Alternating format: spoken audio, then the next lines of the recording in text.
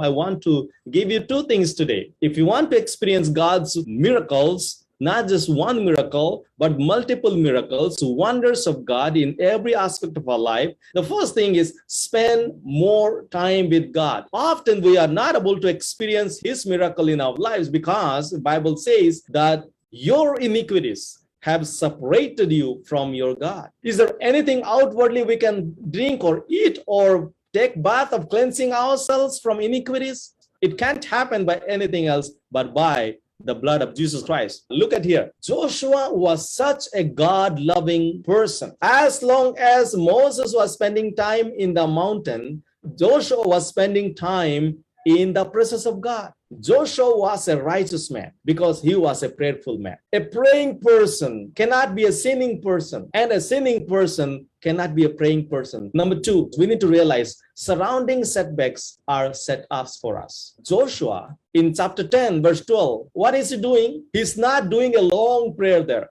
We think during our difficulties, if we have more people to join us in prayer, then miracles will happen suddenly. No, my dear friends, short prayers are enough, provided you have long prayer inside your four walls. Daily, at least spend 1 hour with the Lord. On November 5th, it was our birthday. We were thinking of going out, but somehow God told us, spend time with me. We decided to spend time in prayer at home. What do you do in your holiday? Don't do your holiday worldly day. Convert your HOLIDAY to HOLYDAY. If you want to see great work of God, spend time with God. Because bending before God will enable us to stand courageous before enemies. Those who know how to spend time with God, their time in the world will be blessed. I remember about George Mueller. George Mueller was a man of God. Once he was traveling in a steamer. Captain of the steamer came and asked George Mueller, what is your plan for tomorrow? He said, tomorrow I need to go and preach. And the captain said, cannot. Forget about tomorrow because we are surrounded by iceberg. And for the ice to break, it should take at least 3 days. So forget about tomorrow. George Mueller said,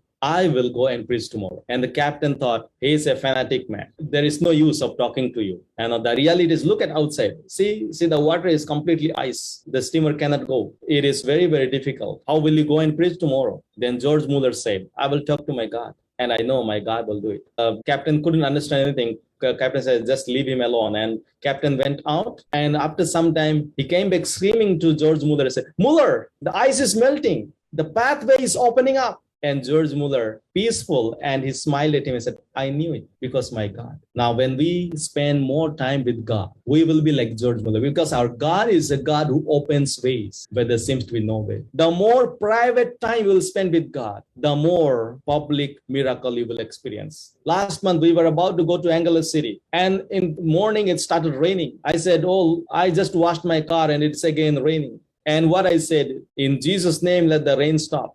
It was still raining.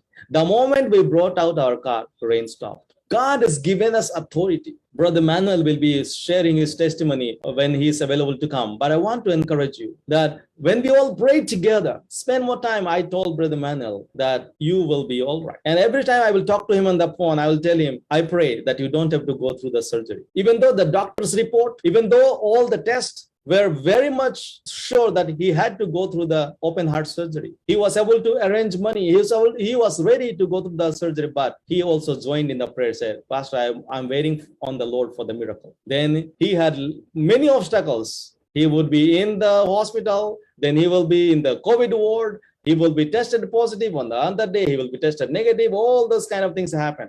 We spend time with the Lord. And then the day came, and then he had to do MRI. The doctors were thinking that he had some problem in his heart, the blockage is there, and all this, there is a mass, all those things they saw. But before he went for MRI, we prayed over the phone. Yes, short prayer we did over the phone. After the MRI report, doctors were so happy that there is nothing wrong with the heart.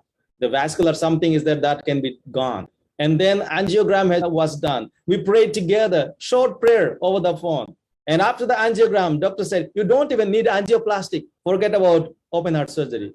Our God is a God of miracles. What we need, we don't have to play around in the world. We don't have to go around with the negative people. Spend quality time with the Lord. We are living in a difficult, terrible world. We need the power of God to overcome all the difficulties.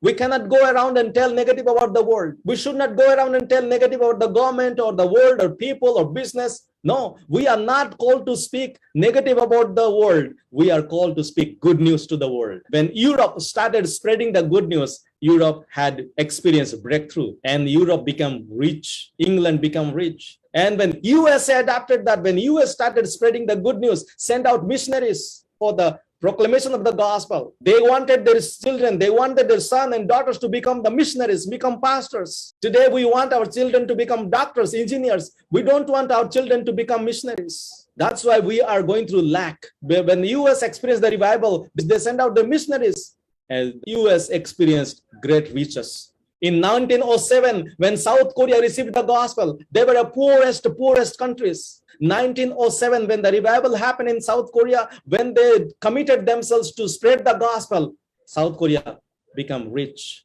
Today, it's your and my time. You want to become prosperous, you want to be strong, you want to lead a successful life, commit yourself to spend time with God and spread the good news. Can I challenge you?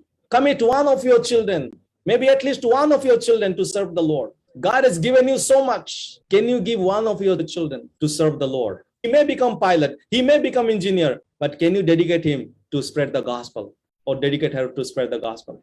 World needs you, your children. Let us not ignore. I praise God for Moses who raised up Joshua. I praise God that you are able to raise Joshua.